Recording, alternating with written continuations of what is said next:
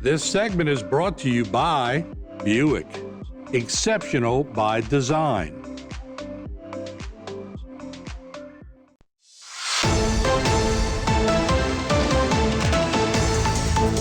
Hey everybody, welcome back to Bayou Time. Harry McCullough here. The legislative session has just wrapped up, and back in Houma is Representative Beryl Amedee from District 51. So Beryl is this is not a part-time job anymore. You guys are there all the time. So, but in much anticipated session, there was a lot of things that a lot of people were talking about going in. We got three segments to talk about. We'll talk about budget, we'll talk about insurance, we'll talk about some of your priorities that you brought in. But first, give me an overview. How did you feel that everything went? Oh, was y'all there, a month? How long were we there? It felt like we were there for a year, but yes, I actually looked back today to count just to come and tell you. It was 59 days total. Ooh. 59 days, felt like much longer. Right. And maybe it was because it was so fast paced. As I came and spoke with you before session, even though we're going into a fiscal only session, I said that I predicted we'd have about 1,200 bills. And in a regular session, we have about 1,700. And I was correct. We had 1,164 bills in the House, 531 in the Senate, and those were just the regular bills. Once we throw in all the study resolutions and every other kind of resolution, 1,695. Wow. So I was 5 over. Right. Yeah. That's 700. That's wow. I mean, you're going to have to get AI to read all those for you, right? Yes. Well, the fact of the matter is not everything makes it through. Sometimes we just simply run out of time. Yeah. We always file more bills than we truly expect to get through. It's just figure out which ones are going to make it. Right. And you look, and we were previewing, I mean, you got a governor and he's got supermajorities in both houses. So, you're part of a majority now. So do you guys feel that y'all pushed the ball down the field a little bit? I think we did some good. There's always a few bills that end up not making it through the process, and we kind of mourn those and get aggravated about them. But overall, I believe that the session was productive. I believe that it sort of functioned as a mini insurance special session with all the number of insurance bills that we were able to bring. But it was a fiscal session, and so the primary focus was on the budget. Yeah, well, let's talk about the budget and where we're at with that. Okay. I know you guys had a few things that certainly changed. He didn't get the big amendment that he really wanted to pass before the session. But did you guys make a difference during this session? Yes, most of the amendments that we saw on the ballot last fall came back in the form of individual bills. So instead of taking so much reform of Article 7 and putting it all together in one big bill, we took the parts that were most beneficial and separated those into individual bills, and some of those made progress. But for the budget itself, we did what we normally do. The governor is responsible to propose the budget to the House, and we receive it, and then we adjust things as we feel needs to be done. And then halfway through session, the Revenue Estimating Conference meets, they find some more money, and then the Senate gets to figure out what to do with it, because they never meet while we still have the budget bills. They're always over on the Senate side by then. So some of the things that we were able to do, the governor proposed a total state budget of $49.3 billion, which was slightly smaller than the previous year, which for me, when we're talking about taxpayer dollars, I always like that, that we're trying to spend kind of less. Cut, not a COLA, right? Yeah. Yes. I mean, at our houses and our businesses, we have to spend less, so why not? Now, originally, there was $93.5 million for the Louisiana Gator program. That's the big school choice money follows a student program. And in the Appropriations Committee, we added $199.5 million for a teacher stipend, because the governor's budget as he proposed it to us didn't include that. And once we got the budget over to the Senate, they reduced the $93 million in the Gator program down to $50 million, and they used some of that money to restore funding to the high-dose tutoring, which the House had left out in order to provide for the Gator program. Let's see. They were able to restore $46 million to certain higher ed institutions, and let's see, increase the per diem rate for the local housing of adult offenders. As you know, the local jails often house state offenders, and the funding for that is never enough. Right. So now, at the end of session, that increases to $3 per day for the next fiscal year. And let's see, $5 million to DCFS for child welfare expenses. As you know, we've had some really horrible headlines in the past Right. few years. And there are certain things that money can help. They've done some system overhauls and they've moved people around and they have new leadership, but a little bit of extra money does help, especially when it provides for overtime for the frontline workers in Right. DCFS. Because there was not enough workers for the caseload that they have. Right, definitely. And there's an additional $1.2 billion from the Revenue Stabilization Trust Fund that's going to be used for one-time expenses where we've paid down some debt and done some wise things with the budget overall, so that in the coming year, when we look to next year's budget, we won't have such a high hurdle.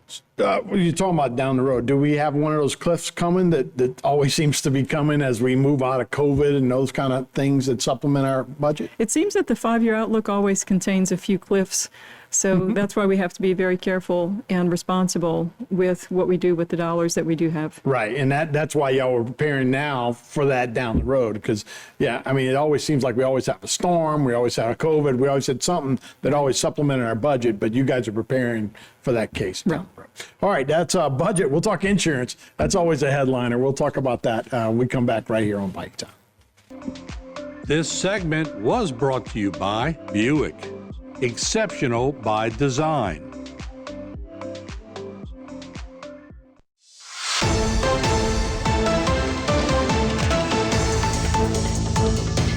Hey everybody, welcome back to Bite Time. Harry McCullough here.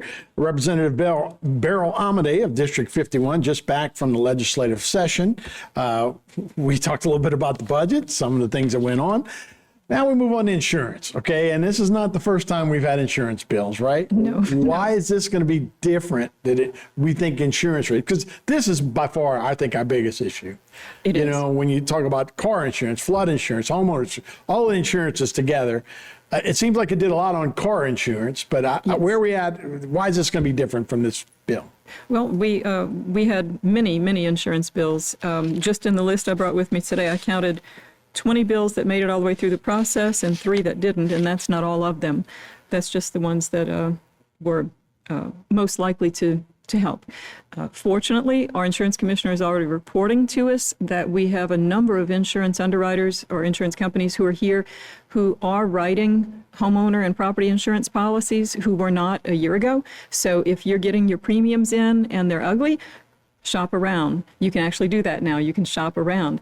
2 to 3 years ago, Right, yeah, no choice. shopping around would Right. have taken you like 5 minutes because you Right. may have only had 1 or 2 companies to choose from. So there are more coming online. There are more ready to write policies, and so compare the quotes. Now, we did focus on 2 different streams of insurance bills in this session. One, of course, had to do with homeowners and property, and the other, of course, with auto, and not just for individuals, but also businesses who have fleets of trucks and stuff to cover. So let me start with the things that may be most beneficial in our area for homeowners. And that was had a lot to do with the fortified roof program. We saw a lot of bills that did something with fortified roof, whether it was a tax credit or a deduction or something specific to insurance. It was a really popular topic at the Capitol. And so we have a few bills here. I'll go down. One bill increases and expands the income tax deduction of up to 50% of the cost, which is capped at $10,000 for complying with the uniform construction codes with the fortified roof standards. Another bill establishes a non-refundable state income tax credit of up to $10,000 for taxpayers who install a fortified roof on their residential property. Another creates a voluntary roof permit registry that authorizes the insurance commissioner to establish rules and regulations, including the information that can be submitted and how it can be used. When you have a roof registry program, the insurance companies feel a little better. Another allows certain taxes and fees that the Department of Insurance collects to fund the Louisiana Fortified Homes program. This is where you can apply to this program and have a little bit of the expense of getting a fortified roof covered. Another increases, it does the same thing, increases licensure fees collected by the Department of Insurance to put more money into that program. mandates enforcement of specific roofing and re-roofing standards in the state's building code to ensure consistency. And the last one I'll highlight here, promotes the adoption of the fortified roof building standards developed by the Insurance Institute for business and home safety as part of Louisiana's building codes in the coastal zone. So as we move to protect more buildings, whether it's homes or businesses, with fortified roofs, we should see less loss when we do have a major storm. And that will help our insurance rates go down. It'll help us to recover faster. You know, it just makes common sense. There was like a lottery at one time to get into the fortified roof. This makes it different where it just becomes almost tax deductible up to $10,000. Right. It does multiple things. And so you won't have to be in that lottery anymore? right. If you pay for your own roof, you can get certain deductions and credits here without having to go through the lottery process. The lottery process has been changed to, well, I guess it's still a lottery where they draw from all the applicants. And for that program, you would get a part of the funding up front to cover the cost of redoing your roof. Yeah. Okay. And so, auto insurance. Woo. I think that the biggest bill that passed this session, or the one that's going to be most significant about improving our auto insurance situation, was one called, it provides modified comparative fault. And that's legal language. If someone is 51% or more at fault in this auto accident, then they recover nothing.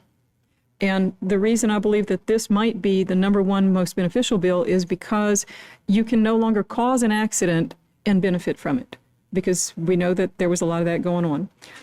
I think for commercial, possibly the most beneficial bill is one that is going to give a premium discount. It requires a premium discount for commercial vehicles that have dashboard cameras and telematic systems.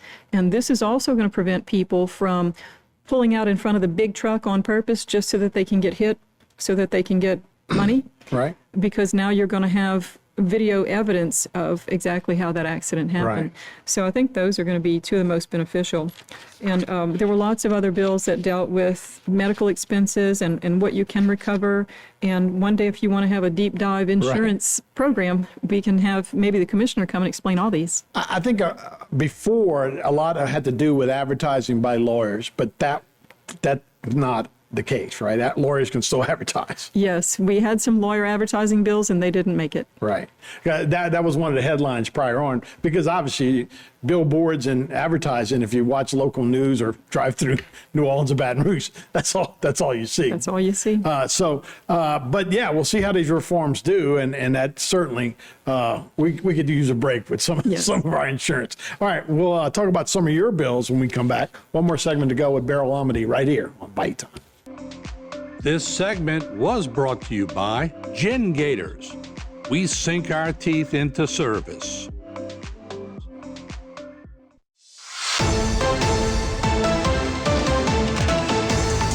Hey everybody, welcome back to Bite Time. Harry McCullough here. We're wrapping up with Beryl Amedee. One more segment to go. And we're going to talk about some of your bills that some got through, some of them didn't. But I got a text last week from CVS that was talking about pharmacy benefit manager, and it was talking about the Louisiana legislature. Can you fill me in on that? So it did or didn't pass where pharmacy benefit managers can't also be the pharmacy like a CVS? Right. The bill that would have prevented a PBM from also owning a pharmacy did not pass. It passed the House, but when it went over to the Senate, they didn't hear it. And the text message that, 10,000 people must have gotten statewide is under investigation by our Attorney General. If you have a customer who says, yes, you can use my cell phone to let me know when my prescription's ready, that's fine. If you're a private entity and you do that, chances are somewhere in that fine print that nobody ever reads, you've already covered your liability by saying, oh, and by the way, we might send you text messages about other things too, and here's how you can opt out. But nobody ever reads that. The problem was last week when all these text messages went out, CVS is not only a pharmacy and a PBM, but it also contracts with the state, because CVS is one of the pharmacies, I think the main one, that the Office of Group Benefits contracts with. And therefore, they're under investigation right now because that would mean they're acting as a state agent and they're using our taxpayer dollars to send out political messages. So that's being looked into, and can't wait to see what comes of it. But it didn't pass. It didn't because pass. CVS left Arkansas, because I guess Arkansas had done a similar, and they left. So CVS will still be around. Yeah. For at least another year. So people are wondering, so what's the big deal? Because the average citizen doesn't even know what a PBM is. I didn't know until I came to the legislature. So a PBM is a pharmacy benefits manager. And the reason why it's so controversial is because in many cases, some of the PBMs have been bad actors for years. One of the things they used to do was something called a clawback, which is they tell the pharmacy, we're going to reimburse you this much if you put out this prescription. And then later they say, now we're going to take more back. And so they'd claw the money back. We outlawed that. Now they just changed the name of it and they still do it.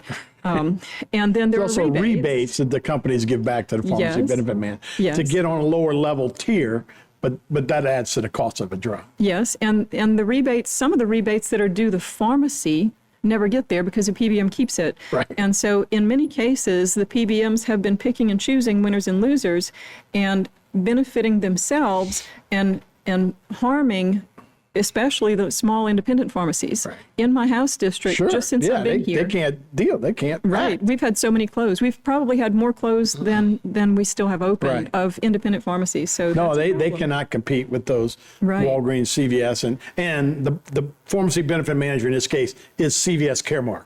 Yes. That's dealing with CVS pharmacy. And maybe That's they why, could compete on a real open market with a free market situation, but when the middleman is benefiting who they want to benefit and working, it seems, to put you out of business, that's not good. Yeah, so no, that's we not did good at not all. pass the bill that says you can't be a pharmacy and a PBM at the same time, but we did pass a different bill that does restrict some of the questionable practices that the PBMs have been. Such as clawbacks. And Yes, things like that. So, So let's get into some of your bills, Okay.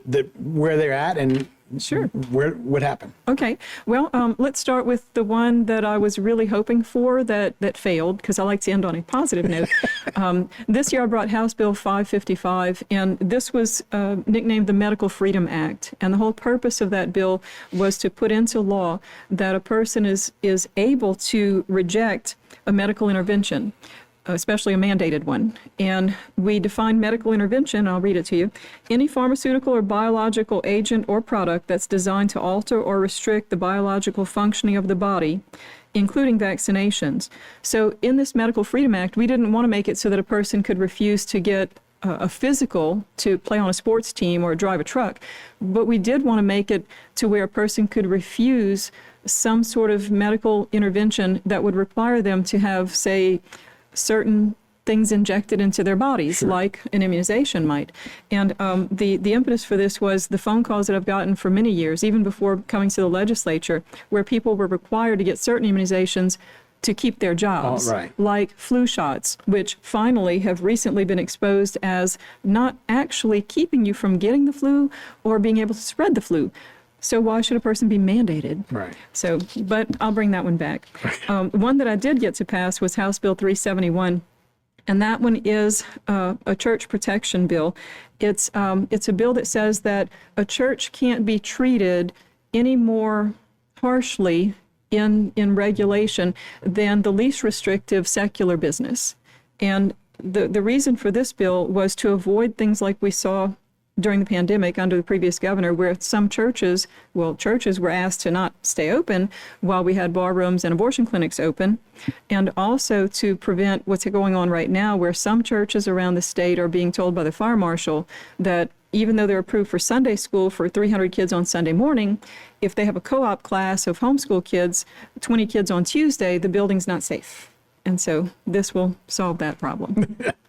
No, that seems like common sense sometimes needs to be written into law. Sometimes we have to put it into law. Yeah. And I also was very happy about a resolution that will make it so that the Board of Medical Examiners and the Department of Health will create a list for us of all the physicians in the state who practice restorative reproductive medicine, and that should help those who are struggling with infertility. I think that's also a great idea. Well, Beryl, we appreciate the update. Thank you so much. Yes, sir. All right, we'll be right back and we'll buy time right after this. This segment was brought to you by Rouse's Markets. Feels like home. Bye.